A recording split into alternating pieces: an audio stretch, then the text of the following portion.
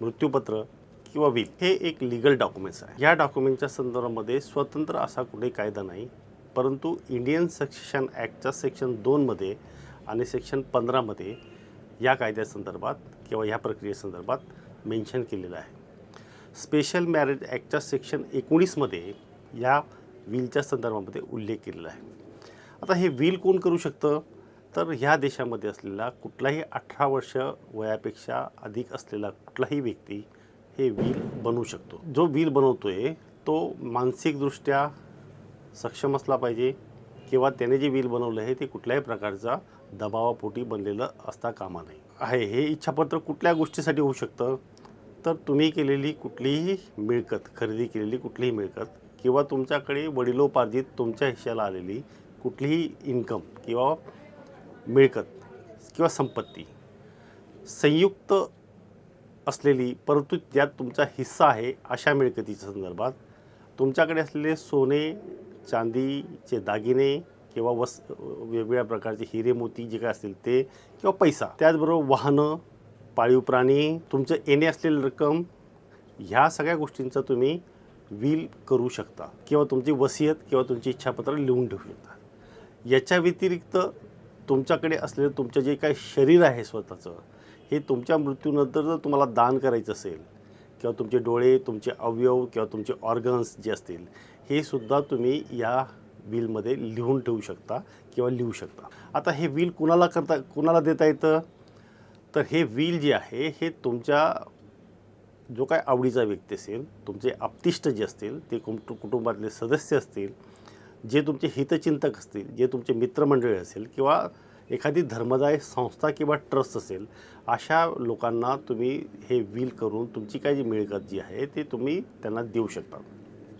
तो कुटुंबातला सदस्य असला तरी चालेल, कुटुंबातला सदस्य नसला तरी चालेल. ते विल केल्यामुळे फायदा काय होतो, जर एखाद्या व्यक्तीने जर विल केली नाही आणि विल न करताच जर त्याचा मृत्यू झाला, तर मात्र त्याच्या जी काही मिळकत आहे, त्याची जी काही प्रॉपर्टी आहे किंवा त्याच्याकडे जी असलेली जी अचल संपत्ती आहे, या संपत्तीचा वाटपाचा संदर्भामध्ये हिंदू वारसा कायद्याप्रमाणे त्याचं वाटप करायला लागतं. आणि मग हा वाटप करताना त्यांच्या नातेवाईकांमध्ये किंवा त्या वारसांमध्ये अनेक वेळा भांडणं होतात, वादविवाद होतात, कोर्ट कचेऱ्या होतात. आणि हे टाळण्यासाठी जर तुमच्या जिवंतपणीच तुम्ही तुमच्याकडे असलेल्या मिळकतीला जर त्याची विल्हेवाट लावली, तर मात्र तुमच्या वारसांमध्ये होणारे जे काही वाटपासंदर्भातले संभाव्य धोके असतील ते तुम्हाला टाळता येण्यासारखे आहेत. आता ह्या विलचे अनेक प्रकार आहेत. पहिला जो आहे तो विल म्हणजे जे सैन्यामध्ये काम करतात, जे बॉर्डरवर असतात, अशा लोकांनी करावायचं जे विल असतं त्याला प्रिव्हिलेज विल असं म्हटलं जातं. म्हणजे तो सैन्यामध्ये काम करत असताना त्याच्या मनामध्ये जे काही येईल, त्याला जे वाटेल त्याची संपत्तीच्या बाबतीत, तर तो जे काही विल तयार करतो त्याला प्रिव्हिलेज विल म्हणून समजलं जातं. आणि जे सामान्य व्यक्ती असतात, जे सर्वसामान्य असतात, त्यांनी जे विल करायचं त्याला अनप्रिव्हिलेज स्वरूपाचं विल किंवा इच्छापत्र असं म्हटलं जातं. काही अटी शर्तींसह सुद्धा आपण विल तयार करू शकतो, काही अटी टाकू शकतो. आणि ते अटी शर्तीसह जे काही विल तयार करतो त्याला म्हणतात कॉन्टिंजेनल विल. आणि त्याच्या नंतरचा जो प्रकार आहे तो डुप्लिकेट विल, म्हणजे एकाच विलच्या 2 प्रतींमध्ये आपण तयार करून ठेवू शकतो. आता हे विल कसं तयार करायचं, तर मग याच्या संदर्भात मी मध्ये म्हटल्याप्रमाणे की याच्यासाठी स्वतंत्र असा कायदा नाही, परंतु तुमची जी काही इच्छा आहे, तुमची जी काही अंतिम इच्छा आहे, याला भारतीय संविधानामध्ये खूप मोठ्या महत्त्व प्राप्त झालेलं आहे. आणि मग ते तुमची जी काही अंतिम इच्छा आहे, या अंतिम इच्छेचा आदर करणं हे इथल्या न्यायव्यवस्थेला अत्यंत गरजेचं होतं. आणि म्हणून तुम्ही जी काही विल आहे, तुमची जी काही इच्छा आहे, तुमच्या प्रॉपर्टीच्या संदर्भामध्ये जे काही तुमचं म्हणणं आहे किंवा त्याच्या वाटपा संदर्भामध्ये जर तुमचे काही आराखडे असतील किंवा तुमची जी काही पद्धत असेल, तर हे जर तुम्ही स्वतःच्या हस्ताक्षरामध्ये लिहून ठेवलं तरीसुद्धा ते कायद्याच्या दृष्टिकोनातनं व्हॅलिड असं डॉक्युमेंट्स आहे. परंतु अनेक वेळा काय होतं की आता कम्प्युटरचा जमाना आहे, टायपिंग करून मिळतं, त्यामुळे तुम्ही हे टायपिंग करूनसुद्धा विल तुमची बनवून ठेवू शकतात. आता हे बिल बनवताना आपण हाताने लिहिलं किंवा कम्प्युटरने जरी बनवलं तरी त्याच्यामध्ये तुम्ही कोणाला देणार आहात, कुठली प्रॉपर्टी देणार आहात याचा स्पष्ट उल्लेख असणं अत्यंत गरजेचं आहे. अन्यथा ह्या विलमध्ये जे काही जर संदिग्धता राहिली तर ह्या विलची इम्प्लिमेंट करताना किंवा ह्या विलमध्ये याची अंमलबजावणी करताना प्रचंड अडचणी निर्माण होणार आहेत. त्यामुळे तुम्ही जे काही विल बनवणार आहात त्याच्यामध्ये कुठली मिळकत तुमच्याकडे आहे, त्याचा एरिया किती आहे, ते तुम्ही कशी घेतली आहेत, त्याच्यावर डॉक्युमेंटरी कुणाचं नाव आहे आणि तुम्ही ते कुठल्या व्यक्तीला देणार आहात त्याचं पूर्ण नाव किंवा त्याच्यामध्ये कुठल्याही प्रकारच्या चुका होता कामा नये. तर याची तुम्हाला एक काळजी घ्यायची आहे. आता रजिस्ट्रेशनच्या बाबतीत जर आपण म्हटलं तर हे एक असं दस्त आहे की याला रजिस्ट्रेशन करण्याची गरज नाही किंवा कायद्यामध्ये असा कुठे उल्लेख केला नाही की विल हे तुम्ही रजिस्टर केलं पाहिजे.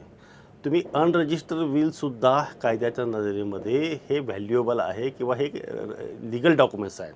परंतु जर तुम्ही नोंदणी केली रजिस्ट्रारकडे तर याच्या ऑथेंटिसिटिकेशनमध्ये भर पडणार आहे आणि मग तुमच्या वारसांमध्ये जर का त्या विलला धरून जर काय उद्या वादविवाद झाले तर रजिस्ट्रेशन केलेल्या विलला अधिक महत्त्व प्राप्त होतो. आता याला कुठल्याही प्रकारची स्टॅम्प ड्युटी भरायला लागत नाही. त्याचबरोबर विल तयार करण्यासाठी जे काही सिनियर सिटीजन असेल किंवा जे विल करणारा व्यक्ती असेल तर याला कुठं वेगळा नंबर लावायची गरज नाही. याला प्रायोरिटीने रजिस्ट्रार हा त्वरित तुम्हाला तुमचं रजिस्ट्रेशन जे आहे ते करून मिळतं आणि तुम्हाला कुठल्याही प्रकारची फी आकारली जात नाही. तुम्ही हाताने लिहिलेलं बिल जर असेल तर त्यासाठी स्टॅम्प जोडण्याची सुद्धा गरज नाही. तुम्ही साध्या कागदावरसुद्धा किंवा वहीवरसुद्धा हे लिहून ठेवू शकतात. या बिलच्या संदर्भामध्ये हा कायदा त्याला मान्य करतो किंवा त्याला व्हॅलिडिटी आहे. बऱ्याच वेळेस काय होतं की आपल्याला लिहिता येत नसेल किंवा एखाद्याला आपण तुमची इच्छा बोलून दाखवली आणि त्यांनी लिहून ठेवलं तर ते सुद्धा तुमची बिल म्हणूनच गृहीत धरलं जातं. परंतु त्या ऑथेंटिकेशनच्या संदर्भामध्ये जर तुमच्या वारसांमध्ये काही प्रॉब्लेम झाले तर मग त्याच्यामध्ये कोर्टमध्ये तुम्हाला जायला लागतं आणि ते तुम्हाला सिद्ध करून दाखवायला. आता काळजी काय घ्यायची, तर काळजी काय घ्यायची बिल बनवणार तर तुमच्याकडे जी काही मिळकत आहे तर ती तुमच्याकडे कशी आली, कुठून आली, तुम्ही खरेदी केली, वडिलोपार्जित आली, त्या मिळकतीच्या नकाशा किंवा त्याच्या चतुर्सीमा, त्या मिळकतीचं पूर्ण फ्लॅट, घर, ह्या सगळ्या गोष्टी ज्या आहेत या सविस्तरपणे त्या ठिकाणी लिहिल्या गेल्या पाहिजेत. त्याचा जो घर नंबर असेल, फ्लॅट नंबर असेल, सर्वे नंबर असेल, मिळकत नंबर असेल, लाईट बिलचा नंबर असेल, हे सगळं याच्यामध्ये मेन्शन असलं पाहिजे. म्हणजे तुमच्या विलचं तुम्ही गेल्यानंतर जे काही विल वाचलं जाईल त्यावेळेस त्या प्रॉपर्टीच्या संदर्भात कुठेही संदिग्धता राहता कामा नये. त्याचबरोबर त्या मिळकतीचे जे काही तुम्ही लिहिलं आहे त्या मिळकतीचे जे काही इंडेक्स टू असतील किंवा डॉक्युमेंट्स असेल किंवा नकाशा असेल तर हे तुम्ही त्याला जोडणं फार गरजेचं आहे. त्याचबरोबर तुमचा आधार कार्ड, पॅन कार्ड त्या विलसोबत तुम्ही अटॅच करावं. त्याचबरोबर ज्याला तुम्ही देणार आहात त्या व्यक्तीचं पूर्ण नाव, त्याचं पत्ता, त्याचबरोबर त्याचं आधार कार्ड, पॅन कार्ड जर उपलब्ध झालं तर ते तुम्ही नक्कीच द्यावं. त्याचबरोबर त्या विलवर किंवा त्या मृत्यूपत्रावर तुमचा फोटो हा येणं फार गरजेचं आहे आणि हा फोटो तुम्ही तुमच्या विलवर त्या ठिकाणी ठेवा. त्याचबरोबर ह्या विलचे ऑथेंटिकेशन वाढवण्यासाठी हे विल जर तुम्ही केलं असेल तर तुमच्याकडे 2 तुमच्या ओळखीचे किंवा तुमचे मित्र असे साक्षीदार म्हणून या ठिकाणी घ्यावेत आणि या साक्षीदारांचा त्या विलवर सह्या असणं गरजेचं आहे. त्यांच्या हस्ताक्षरामध्ये त्यांनी त्यांच्या सह्या करणं किंवा त्यांनी ते वाचून बघणं हे गरजेचं आहे. त्याचबरोबर तुम्ही ज्या दिवशी विल बनवतात किंवा ज्या दिवशी तुम्हाला विल बनवायचं आहे त्या दिवशी तुमची मानसिक कंडिशन किंवा मेंटल हेल्थ जे होतं ते मानसिक कंडिशन ही तुमची उत्तम स्वरूपाची होती. तुम्ही काय लिहित आहेत याचं तुम्हाला पूर्णपणे जाणीव आणि माहिती आहे. यासाठी तुम्ही कुठल्याही तुमच्या परिसरातल्या मेडिकल ऑफिसरकडून म्हणजे एखाद्या MBBS डॉक्टरकडून तुम्ही विल बनवण्यासाठी योग्य आणि सक्षम आहात अशा प्रकारचं प्रमाणपत्र त्याच्याकडनं घ्यायचं आणि ते विलला तुम्ही जोडलं पाहिजे. आता ह्या विलमध्ये जी काळजी आपण घेतो त्याचबरोबर समजा तुम्हाला असं वाटलं की तुमच्या मृत्यूनंतर हे जेव्हा विल वाचलं जाईल त्यावेळी जर काही प्रॉब्लेम होणार असेल तर मग हे विल बनवताना किंवा सही करताना किंवा हे वाचून दाखवताना तुम्हाला व्हिडिओग्राफी करून ठेवता येऊ शकते किंवा तुमचे फोटोग्राफ तुम्ही काढून ठेवू शकतात की जेणेकरून याचे डुप्लिकेशन किंवा याच्यामध्ये ऑथेंटिसिटीच्या संदर्भामध्ये भविष्यात होणारे जे काही प्रॉब्लेम्स आहेत ते तुम्हाला टाळता येऊ शकतात. तर ही एक आपण काळजी घेऊ शकतो. याचा फायदा काय होतो तर याचा फायदा मी मगाशी म्हटल्याप्रमाणे की जर एखाद्या व्यक्तीने त्याची मिळकत त्याच्या हयातीमध्ये त्याच्या वारसांना जर त्याने वाटली नाही किंवा त्याचं डिस्ट्रीब्युशन केलं नाही किंवा त्याचं वाटपपत्र केलं नसेल तर मग ही मिळकत जी आहे त्याच्या उरलेल्या सगळ्या वारसांना हिंदू सक्सेशन ॲक्टप्रमाणे वाटप होते. आणि मग हे वाटप करताना मग कुठला हिस्सा कोणाला मिळावा, मग काही लोक कोर्टात जातात आणि मग बराच काळ त्या सगळ्या मिळकतीमध्ये प्रॉब्लेम, काही लोक विकून टाकतात, काही लोक गहाण ठेवतात, काही लोक वेगवेगळ्या प्रकारे कब्जा घेतात. तर तुम्ही कष्टाने मिळवलेली जी काही संपत्ती आहे त्याचा लाभ तुमच्या वारसांना योग्य पद्धतीने मिळावा यासाठी तुमच्या जिवंतपणीच करून ठेवलेली ही व्यवस्था आहे. आणि याच्यात सगळ्यात इम्पॉर्टंट पार्ट असा आहे की ही जी व्यवस्था आहे ही तुमच्या मृत्यूनंतरची आहे. म्हणजे तुम्ही जोपर्यंत जिवंत आहात तोपर्यंत त्या मिळकतीचा सर्व उपभोग हा तुम्हाला घेता येऊ शकतो. आणि म्हणून तुमच्या मृत्यूनंतर ह्या सगळ्या मिळकतीची व्यवस्थापन जे आहे ते तुम्ही जिवंतपणेच करून ठेवतात. हा एक त्याच्यातला सगळ्यात महत्त्वाचा फायदा आहे. त्यामुळे तुमच्या वारसांमध्ये तुमच्या मृत्यूनंतर तुमच्या प्रॉपर्ट्यांच्या संदर्भामध्ये कुठलाही वादविवाद निर्माण होत नाही, कोर्ट कचेऱ्या होत नाही आणि त्यांना तुम्ही घेतलेली जी काही कष्टाची मिळकत असेल त्याचा योग्य पद्धतीने तो लाभ होऊ शकतो. तुमच्या इच्छाप्रमाणे त्यांना वाटप होतं. आणि हे सगळं जे करण्यासाठी हा जो बिल आहे किंवा जे इच्छापत्र आहे किंवा बक्षीसपत्र आहे याचा हा कायदा जो आहे किंवा याची प्रोसेस जी आहे ही थोडक्यात आपण जर समजून घेतली तर भविष्यात येणारे ज्या काही तुमच्या अडचणी असतील हे तुमचा टाळता येणं तुम्हाला शक्य आहे. धन्यवाद.